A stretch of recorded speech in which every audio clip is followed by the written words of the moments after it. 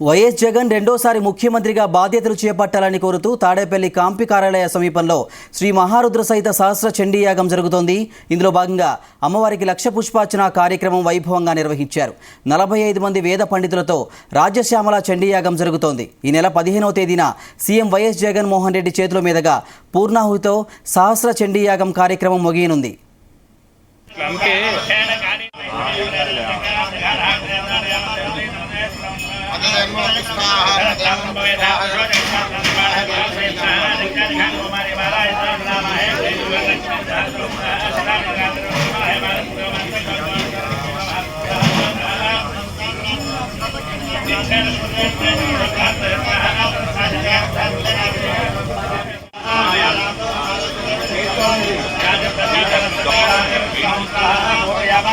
ఈరోజు మల్లెలతోటి లక్ష మల్లెలతోటి అమ్మవారికి లలితా సహస్రనామంతో ఈరోజు దగ్గర 50-60 మంది అందరూ కూడా లేడీస్ అంతా కూడా వచ్చారు, స్త్రీలందరూ కూడా వచ్చారు. వారందరి చేత కూడా ఈ కార్యక్రమాన్ని లలితా సహస్రనామంతో పూజ చేయిస్తున్నాము. ఇదంతా కూడా ఎందుకోసం చేస్తున్నాము అంటే ఆంధ్రప్రదేశ్ రాష్ట్ర దినదినాభివృద్ధి ద్వారా సర్వతో ముఖాభివృద్ధి అర్థం.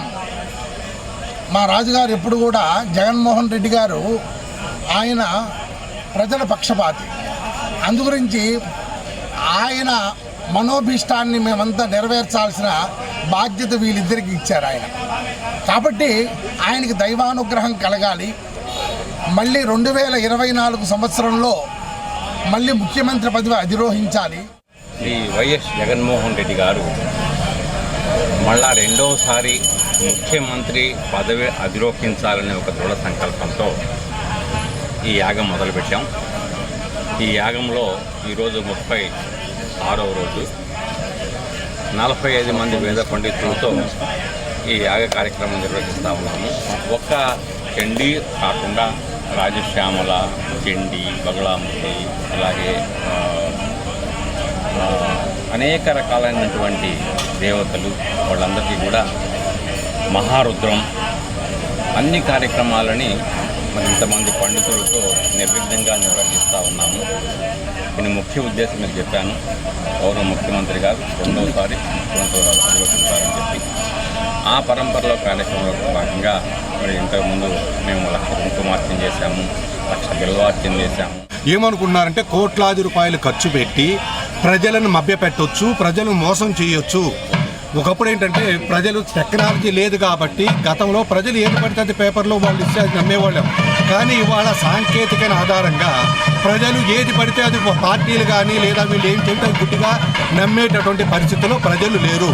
అందులో ముఖ్యంగా భారతదేశంలో ఆంధ్రులు, ముఖ్యంగా తెలుగు వాళ్ళు రాజకీయ చైతన్యం కలిగినటువంటి వాళ్ళు ఎవరంటే తెలుగు వాళ్ళు. చాలా చైతన్యం అంటే వాళ్ళు. ఆ చైతన్యం అనేది రేపు 13వ తారీఖు తెలియబోతుంది.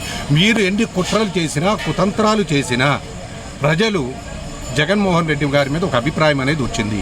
గడిచినటువంటి 5 సంవత్సరాల్లో ఆయన చేసినటువంటి ప్రజలకు ఏదైతే సేవ చేశారో ఆ సేవని వచ్చే 5 సంవత్సరాలు కూడా కంటిన్యూ చేయాలనే ఉద్దేశంతో జగన్మోహన్ రెడ్డి గారిని రెండోసారి ముఖ్యమంత్రిగా చెయ్యాలి అనేటువంటి కృత నిశ్చయానికి ప్రజలందరూ వచ్చారు. కాబట్టి వీరు ఎన్ని మభ్యపెట్టినా ల్యాండ్ టైటిల్ యాక్ట్ అని చెప్పేసి ప్రజలు మభ్యపెట్టాలని చూస్తున్నారు. అది రాష్ట్రంలో ఉన్నటువంటి 5.5 కోట్ల మంది ప్రజలకు ఉపయోగపడేటటువంటి యాక్ట్.